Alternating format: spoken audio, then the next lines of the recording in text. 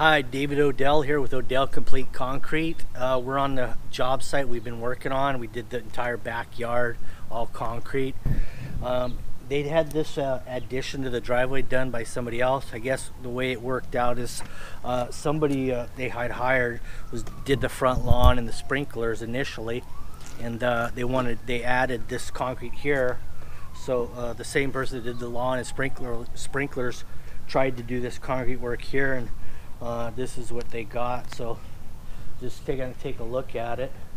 They kind of got out of their field of expertise, it looks to me like here. Kind of looks like a roller coaster, kind of a roller coaster action here. You can see the puddles up here that have been there all day long. They don't go away. There's no finish on it. It's just, I think what they did was shoveled it around, hit it with hand floats and hand tools. Nothing hit this slab over 4 foot long. Probably the biggest object that hit this concrete was about a 1 foot wide hand float and trowel. Take a look at the edge here.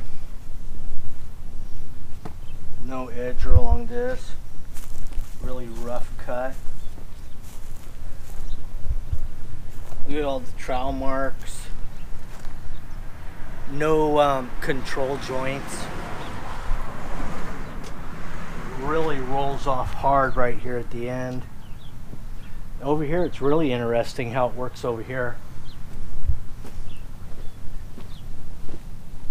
At this point right here, it drains towards the house, and then from here it drains over to there. And it just breaks two directions right here.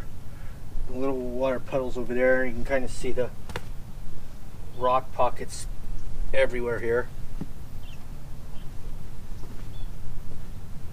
And when you can feel it when you're walking on this. You can feel it, like, oh, wow, you know.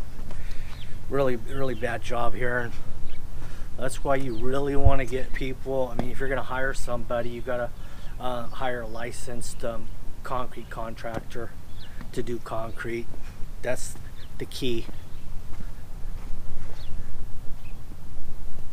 Anyway, thanks for watching. This kind of gives you a breakdown. The don'ts. I show the do's, and then other people show the don'ts.